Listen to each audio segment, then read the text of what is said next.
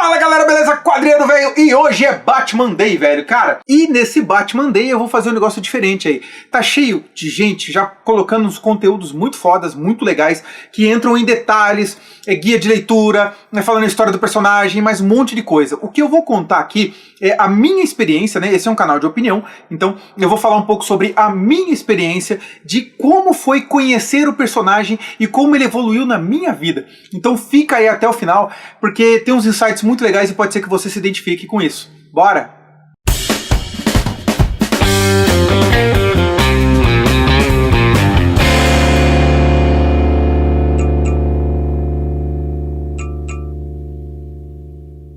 Batman Day. Velho, o Batman tem uma importância tão grande assim pra mim, que é um dos primeiros personagens, um dos primeiros super-heróis que eu conheci. Quando eu era criança, velho, eu não conhecia histórias em quadrinhos. O máximo que eu conhecia era aquelas tirinhas que tinha em jornal.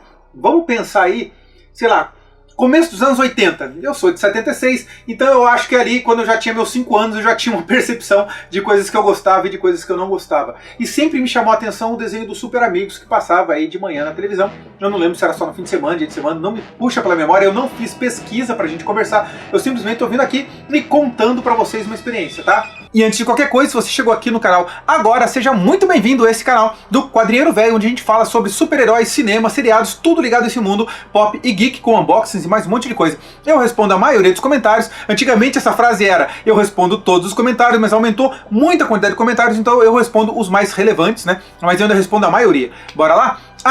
Já se inscreve, liga o sininho para ser avisado dos novos vídeos aqui do canal e não perder mais nenhum. E já curte esse vídeo, lembrando sempre que comentar é importante.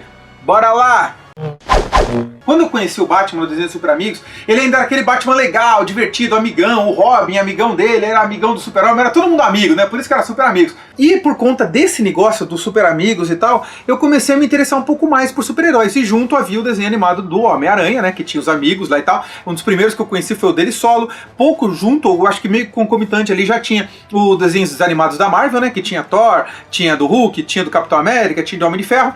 E tinha esse do Homem-Aranha junto com os amigos dele, que era um pouco mais bem feito, veio um pouco depois. E foi depois disso daí que eu comecei a conhecer histórias em quadrinhos. E eu comecei a ler sobre o Batman, né, histórias do Batman, um pouco antes de começar a saga da crise ali em 85. Então eu comecei a ler por volta de 83 e 84, né, quando eu estava começando a ler, estava sendo alfabetizado nessa época. E a primeira história em quadrinho que eu li, história em quadrinho mesmo, de sentar e pegar uma revistinha que eu leio, e eu tenho ela até hoje, é o Homem-Aranha número 36, né? Aquela que ele enfrenta, eu sempre falo isso aqui no canal, que ele enfrenta o Fanático para proteger a Madame Teia. E ali começou essa minha saga, e aí ali toda a minha história se perde, porque quando eu fui comprando regularmente, daí eu fui buscar revistas anteriores na banca de usados que tinha na cidade, não havia sebo, e aí foi evoluindo, e o Batman foi entrando dessa forma, velho. Então eu peguei muito pouco desse Batman, mas na revista Super Amigos, porque era a minha referência da televisão, então eu parti da televisão para a revista que eu já conhecia o nome, Super Amigos, e a primeira vez que eu li ali as histórias do Super-Homem, as histórias do Batman, eu achei assim, interessantíssimo, porque era completamente diferente e muito mais pesado do que do desenho animado, era muito diferente. E nisso de ser muito diferente, cara, eu ficava me questionando sobre isso. Era um Batman detetive, eu peguei fase Neal Adams. Cara, imagina um cara começar a ler histórias em quadrinhos do Batman na fase Neal Adams, velho, meu... Isso aqui, velho. Então era muito, muito bom. Era aquele Batman mais detetive, aquele Batman que ele ainda era amigo da galera, ele era aquele Batman que era amigo da polícia, né, que a polícia chamava, que ele saía de dia na rua, né, coisa e tal.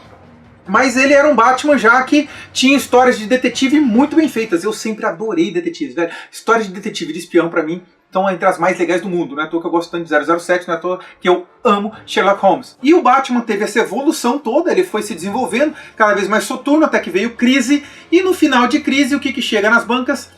Batman, o Cavaleiro das Trevas, em 4 edições, ainda pela Abril, naquele formato que era maior do que o formato que a gente tinha, né, o gibizinho, do que o formatinho, ele é um formato um pouco maior, ainda tenho também essa revista, tá tudo no meu estoque ainda na casa da minha mãe, né, mudei há 12 anos, sem vergonha na cara, esqueci, deixei todo o meu estoque lá, né, até porque eu tenho os novos, né, eu comprei o relançamento quando saiu de novo, pela segunda vez eu comprei já em formato americano pela Panini, e o Batman de O Cavaleiro das Trevas simplesmente explodiu minha cabeça, velho, foi uma das coisas mais doidas, assim, e completamente diferentes. Até então os quadrinhos eles não eram tão darks, eles não eram tão pesados. Crise foi uma coisa muito pesada. E por mais que eu tenha lido um pouco da fase Lanterna Verde, que mexia com aquele negócio de drogas, ainda não era tão pesado quanto os temas que o Cavaleiro das Trevas trabalhou. E a partir dele eu comecei a ler outras coisas, né? Porque quando a tua cabeça abre com uma história tão séria, tão pesada quanto essa, você começa a se interessar por outras coisas. E aí foi quando eu fui atrás de Watchmen, foi quando eu li Gilgamesh, foi quando eu li 300 de Esparta e várias outras coisas mais pesadas. E nessa mesma época também estava saindo o novo Monstro do Pântano, do Alan Moore. Então era muita coisa ali nova e é uma grande virada, né? Foi quando a gente entrou, acho que foi pra quando a gente entrou na era contemporânea dos quadrinhos, né, se eu não me engano, é isso mesmo? Ou eu tô viajando?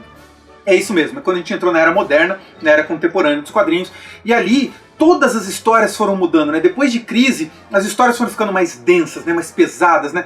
Eu gosto muito das histórias em quadrinhos da DC. Eu sei que essa fase atual, nos últimos 10 anos, a Marvel deu uma crescida muito grande, porque o cinema trouxe todo um público que não lia quadrinhos e que muita gente começou a ler quadrinhos por conta dos filmes, isso é fato, né? E a DC, infelizmente, ela fez muito sucesso em desenhos animados, fez muito sucesso em seriados, mas foi justamente o contrário, né? Os quadrinhos levaram as pessoas para seriados da DC, e os quadrinhos levaram as pessoas para os desenhos animados da DC. Não foi muito o contrário, não teve gente que começou a ver a série do Flash e resolveu ler quadrinhos do Flash. Não foi assim que aconteceu. Nem Smallville conseguiu causar esse efeito. Já a Marvel fez isso e muito inteligentemente ela converteu, né? Ela transformou os personagens que eram muito ruins nos quadrinhos, como o Homem de Ferro, por exemplo, e tal, nos personagens do cinema. Aí os caras dos quadrinhos começaram a ter a personalidade, o jeito, né, a pegada e até o visual dos personagens do cinema, e isso mudou completamente a percepção do próprio personagem, como o Homem de Ferro, que era muito ruim nos quadrinhos, com um personagem um pouco mais interessante, um pouco mais famoso, vendendo um pouco mais nos quadrinhos. Ainda assim não conseguiu chegar lá, né? Porque, pra mim, há uma massificação das histórias em quadrinhos, né? Produzindo tanta história em quadrinhos, já que diminuiu muito a venda, eles colocam várias opções no mercado para ver se na quantidade eles continuam fazendo valer a pena. Mas pra mim, o mercado de histórias em quadrinhos, infelizmente, está numa guinada, né? Eu realmente detesto ser negativo, mas a minha previsão é que as histórias em quadrinhos vão diminuir aí nos próximos anos, até que a gente tenha uma outra pausa e fique tudo voltando de novo para os nichos, né? Eu acho que a gente vai chegar numa saturação aí nos próximos, sei lá, 5 ou 10 anos, em que super-herói vai acontecer que nem pra mim, que nem faroeste, né? Que nem os filmes de western, né? Tá tendo esse pico, daqui a pouco tem essa queda, vai surgir outra mania. Então a gente que gosta de super-heróis tem que aproveitar agora, parar de ficar reclamando de filme de super-herói, deixar de ser assim, porque eles não vão ficar preocupados em fazer melhor pro fã, eles querem fazer o que vai dar mais dinheiro. O que der mais dinheiro, eles estão dentro. Hashtag fica a dica. Então o Batman ele evoluiu dessa forma, foi ficando cada vez mais dark, e aí quando começou os desenhos animados, né, do Bruce Timm, ele partiu de vez, mergulhou de vez pra essa coisa dark. E teve a saga do Bane, né, quando quebrou a espinha dele e tal, e ele ficou um ano nessa de se recuperar. Foi bem longo, foi bem intenso, foi muito pesado você ver o Batman naquela situação, o novo Batman, que visualmente era muito legal, né? O Batman que era o Azrael e tal, eu gostava daquele visual, e quando ele volta com o traje todo preto, ele volta muito mais dark do que ele já foi antes, né? Bem mais pesado as histórias. Aí que ele virou esse Batman das sombras mesmo, né? Até então ele não era desse jeito. Esse Batman que fica escondido, que é antissocial, que fica com isso e tal, isso é muito mais recente, isso é depois que o Bane quebrou a coluna dele. Então, cara, toda essa evolução eu acompanhei. Então é diferente você ver vídeos, às vezes, de pessoas até mais novas que leram muita coisa, mas leram muita coisa, até muito mais do que eu, velho. Mas não leram essas coisas que eu li na época que eu li. Eu já falo isso em todos os meus vídeos, eu falo isso em vários vídeos. Quando você lê uma história na época que ela é produzida, ela é contemporânea com o tempo que ela é produzida. Então, às vezes, ela é até vanguardista. Isso muda a tua cabeça, isso te faz pensar. Quando você pega uma história dos anos 80 e lê agora, ela não vai ter o mesmo impacto de que quando você lê essa história nos anos 80. Eu sempre dou esse exemplo, eu sou repetitivo mesmo, mas o Watchmen. O Watchmen é uma das melhores histórias já escritas todos os tempos, todo mundo sabe disso, ninguém questiona isso e tal. Mas quando você lê na época em que você não tinha internet, a informação era toda compartimentalizada e o que você via era o que sobrava e passava na televisão. Certo? Ou você via no rádio, ou você lia no jornal. Então era muito pouco acesso à informação, você não sabia o que estava acontecendo. Mas a gente estava em plena Guerra Fria, a qualquer momento a Rússia ou os Estados Unidos podia causar uma guerra nuclear, podia acabar com a civilização na Terra ou não, mas era um medo que a gente acordava com medo, a gente não sabia se um dia você ia acordar e ia ter um cogumelo nuclear na tua frente. Esse era um medo constante de todo mundo, a gente assistia os jornais com medo. E aí você vai ler o Watchmen, velho, sabe? Que pega bem essa Guerra Fria, pega bem ali no meio dessa guerra, pega e põe tenso, Todas as projeções de futuro dos anos 80 são apocalípticas, era muito louco, né? Tem muito filme da época, inclusive Mad Max e tal, né? Que coloca a gente se destruindo, que aliás eu acho que é uma tendência, né? Pra falar a verdade. E de repente você pega e lê isso na época e vai trazendo essa evolução. Então eu fui vendo essa transformação. Eu vi a transformação dos quadrinhos que eram preto e branco, e eles foram evoluindo e foram ficando mais dark, e a gente foi entrando em áreas cinzentas, e a gente começou a pegar temas muito mais tensos e pesados, né? E aí você entra na fase, por exemplo, tinha a fase dos X-Men dos anos 90, que pegou muito pesado na questão do preconceito de uma forma que a gente não via antes. Antes era muito preto e branco, né? Quando começou essa história, quando o Claremont pegava as histórias dos X-Men, ele ia temas muito profundos, mas não era tão pesado quanto depois, quando o Jim Lee assumiu os traços, né? Mudou completamente o visual, mas também os roteiros. Ainda era o finzinho do Claremont, né? O começo de começar a pegar outros autores aí, que a maioria deles eu não gostei, né? Os caras ali que eu não suporto, né? Mas enfim.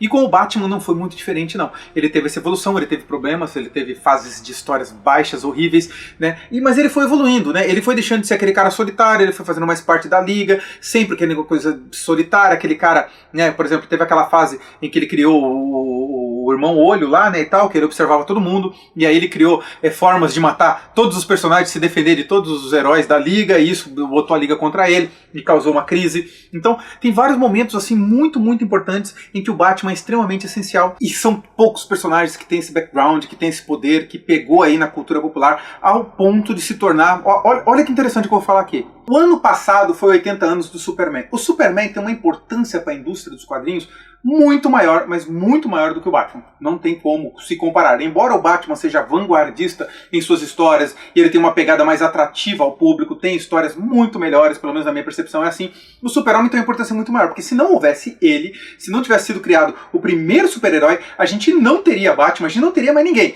Provavelmente alguém teria criado alguma coisa, porque é aquele negócio, né? Quando uma pessoa tem uma ideia, várias pessoas têm a mesma ideia ao mesmo tempo. Mas o Super-Homem, cara, a criação dele foi um marco muito importante.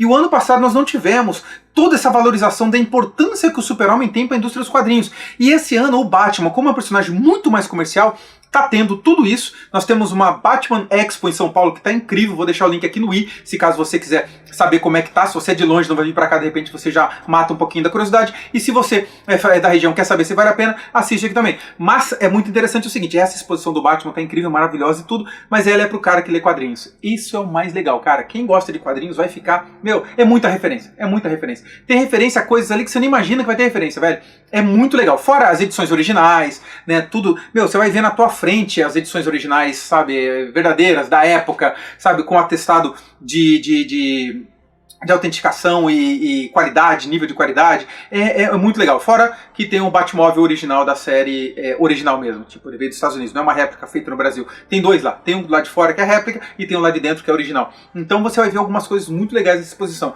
Mas, e outra também, né, a Comic Con esse ano, a CCXP esse ano, se tornou oficialmente um dos pontos oficiais, né, oficialmente é um ponto oficial, mas um dos lugares reconhecidos para comemoração oficial dos 80 anos de Batman. Vai ter muita coisa de Batman. Não é à toa que eles estão trazendo Neil Adams, Sam Kiff e vários outros caras que tiveram participação muito importante na vida do personagem. E os desenhos animados do Batman também estão entre as coisas mais legais que você vai ver, velho. Eu não lembro de um desenho ruim do Batman, nem esse The Batman que ele não tem orelha. Puta, cara, é legal.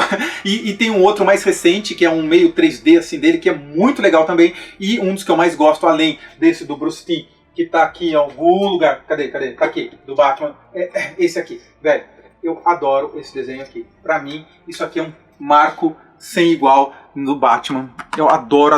Fora que é o Coringa, dublado pelo Luke Skywalker, né? Pelo Mark Hamill. E o Batman do futuro. Eu até fiz meu primeiro cosplay na vida. O ano é 1999. É isso mesmo? Ou foi 2000? Uma coisa assim, foi Batman do futuro. Cara, eu não sei nem se eu tenho foto disso, mas se tiver vai aparecer na tela pra você ver. Legal? Então é isso, velho. Batman atualmente não tá naquela melhor fase dele, né?